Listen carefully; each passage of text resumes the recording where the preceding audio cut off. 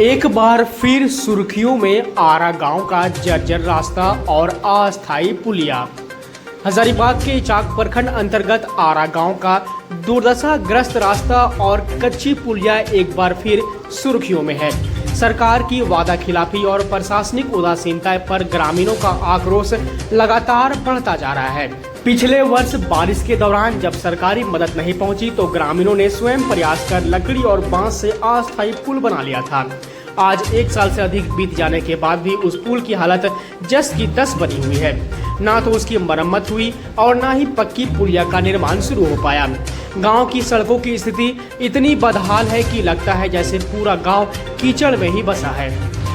जगह जगह जल जमाव, टूटी सड़कों और दलदल जैसे हालात के कारण ना तो बाइक चल सकती है, ना ही एम्बुलेंस या अन्य वाहन गांव तक पहुंच पाते हैं। ग्रामीणों को मरीजों को खटिया या बांस के सहारे उठाकर 2 से 3 किलोमीटर दूर तक ले जाना पड़ता है, जहां जाकर एम्बुलेंस तक पहुंचा जा सकता है।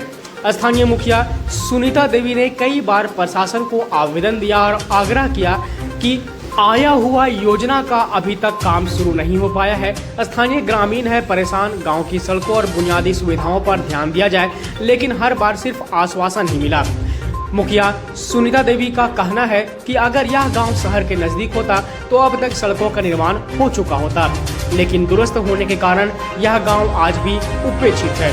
यह गांव डाढ़ा पंचायत मुख्यालय से होकर इचाक को जोड़ता है। इचाक बाजार से ही ग्रामीणों को चिकित्सा, शिक्षा और अन्य जरूरी सेवाओं के लिए संपर्क करना पड़ता है। इस पर आज रविवार शाम 6 बजे स्थानीय जनप्रतिनिधियों और समाज सेवियों ने सरकार से अपील की है कि इन क्षेत्रों में शीघ्र सड़कों का निर्माण कराया जाए और बिजली पानी की समुचित व्यवस्था की जाए।